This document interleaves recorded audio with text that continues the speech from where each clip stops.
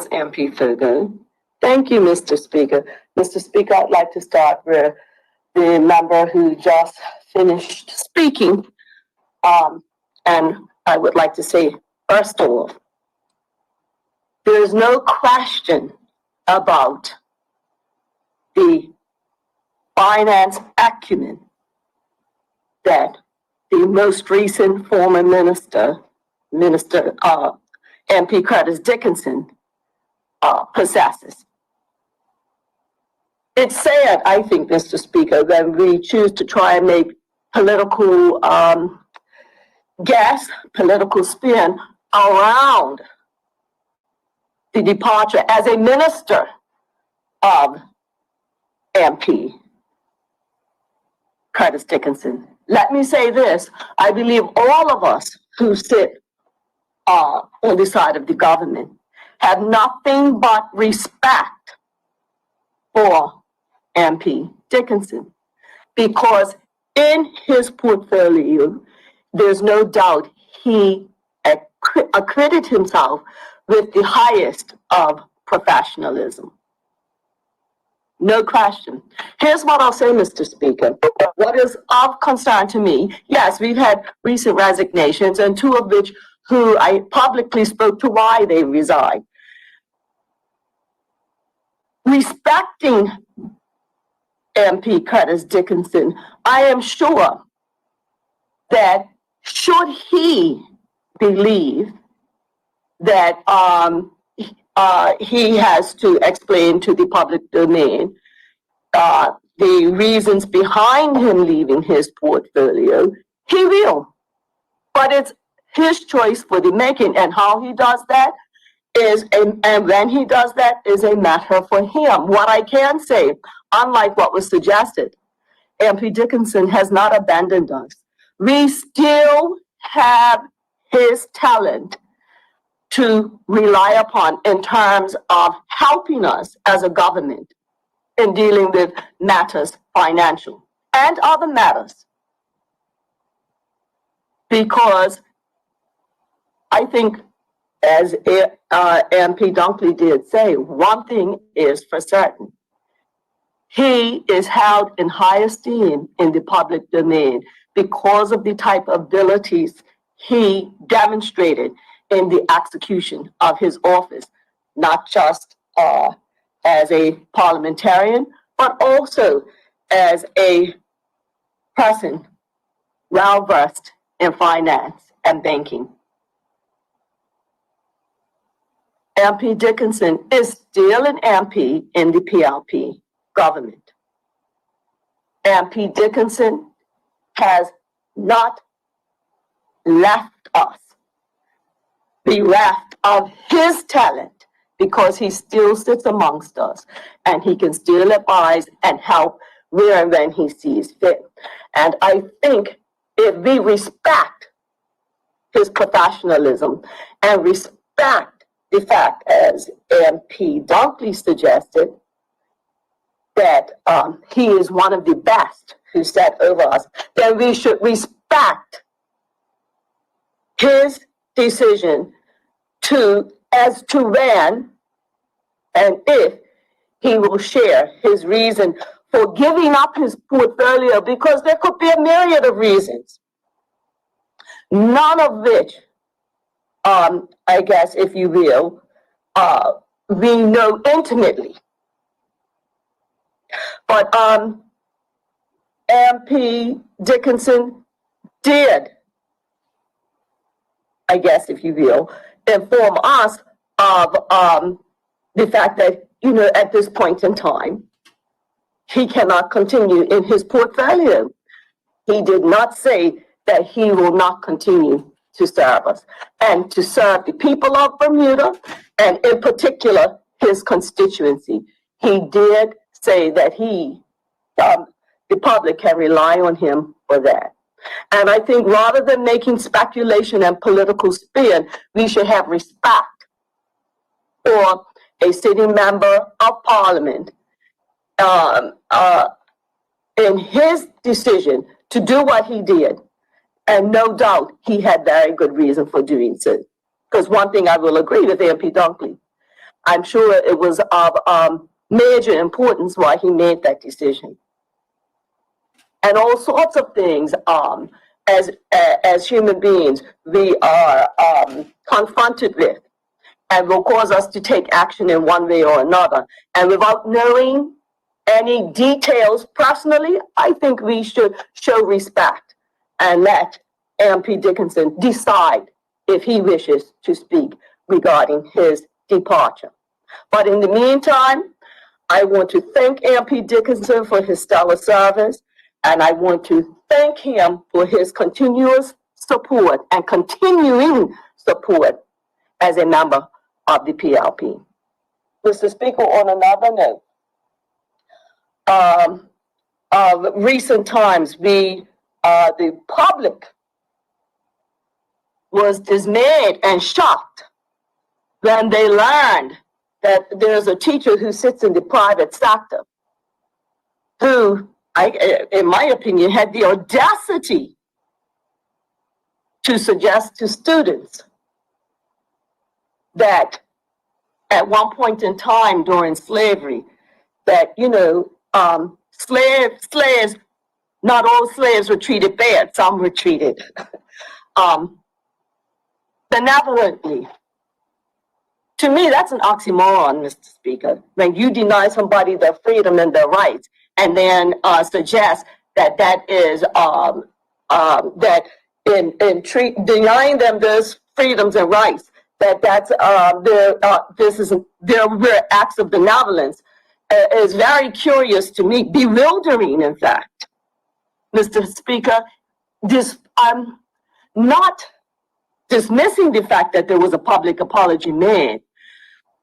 I can't overlook the fact that in 2022, we have persons who would dare to suggest that slavery was not necessarily a bad thing.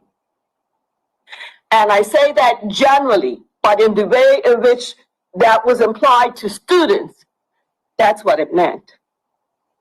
It is unconscionable. And it speaks to what many talk about when they talk about the miseducation of our people, because that is a prime example of miseducation. I would dare say that perhaps there are some who need to subject themselves to the treatment that slaves had to endure. Being burnt at the stake alive, being shackled, giving birth to multiple children and had them taken from them and sold off as property for others to earn from economically. We were considered parcels, objects. Our humanity was denied. And yet, in modern day Bermuda, where no less an educator is going to suggest that slavery at times was good for some people. Or Mr. Speaker, in my estimation, that is nothing less than criminal. That is how we indoctrinate our young people to think that the treatment of another race of people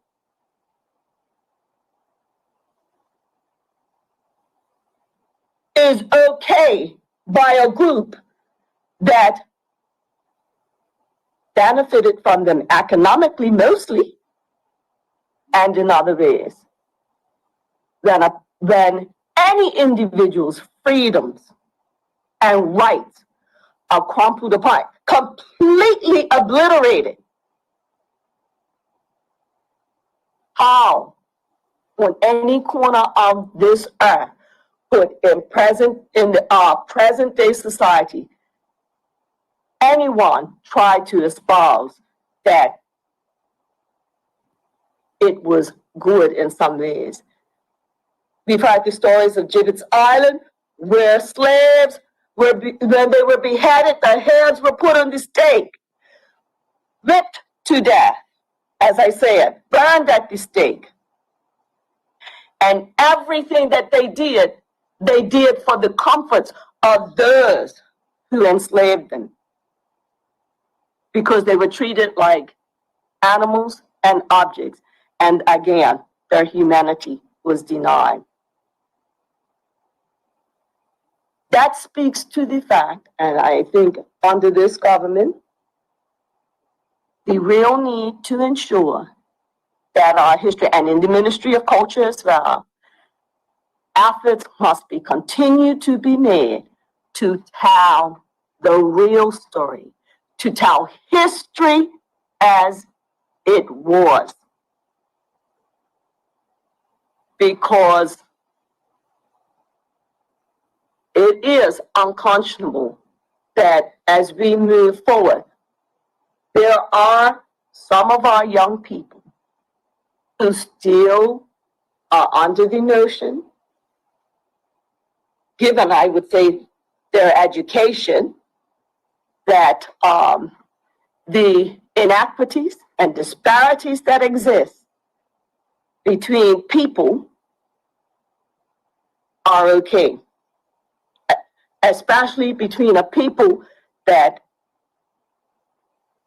were at the, I guess, top end of the totem pole and benefited, and those who found themselves at the bottom of the rungs of the ladder and were oppressed, enslaved, and the like. And I won't, I'm not going to sit here, Mr. Speaker, and suggest that all peoples, regardless of background, have not suffered, right? Because I think we have both suffered on both sides of the wrong. Because with the miseducation and the indoctrination, because that's what it was, it has allowed one group of people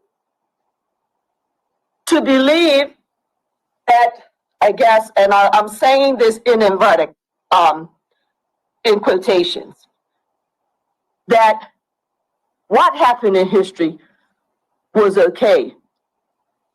And allows one group of people to even present day still dismiss, I guess, if you will, the legacy of facts of what took place, because we live in a society where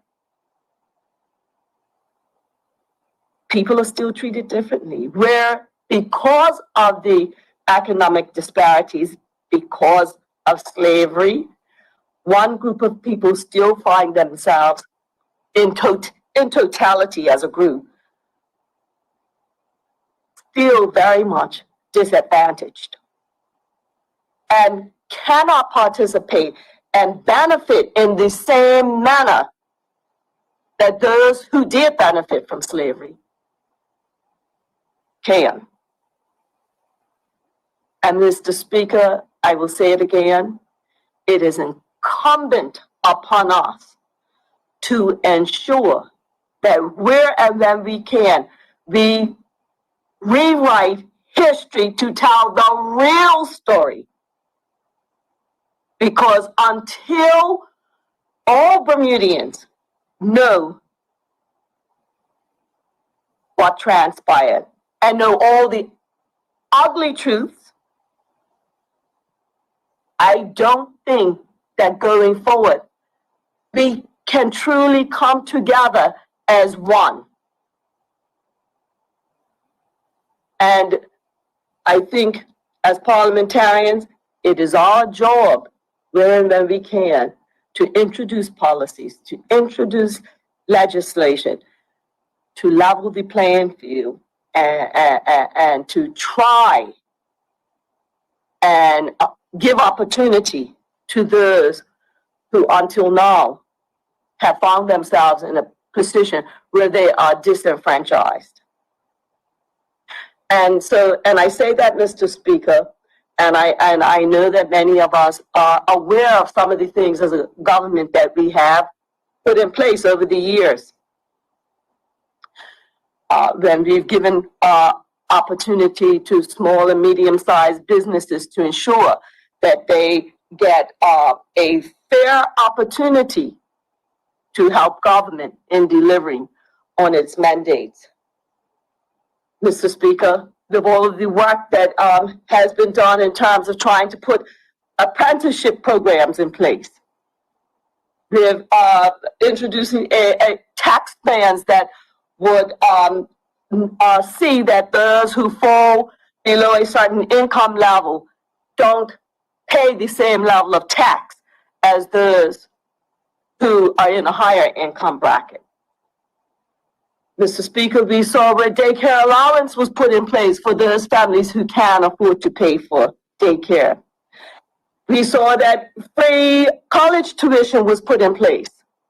And Mr. Speaker, as a government, we need to put our focus and attention on ensuring that we continue to implement like policies to help our people move up that economic ladder and be in a position where they can live with dignity. Because that's all a man or woman ever really wants, is to be able to live with dignity, put a roof over their heads, take care of their families, and operate within the society within which they live, and be contributing in members positively in that society. So, Mr. Speaker, the challenges for all of our schools, private and public, to ensure that when they have our young ones before them, that they are careful in their delivery to not continue to miseducate our children, but take, and I think that it is an honor being an educator, take that honor and use it to ensure they have to build our young people into strong, forward-thinking young persons, and to, where when they can, direct them to opportunities that lay before them, or put them in programs that will be a gateway for opportunities for them to realize, further realize their talents, and to be able to chase their dreams and realize their goals. Mr. Speaker,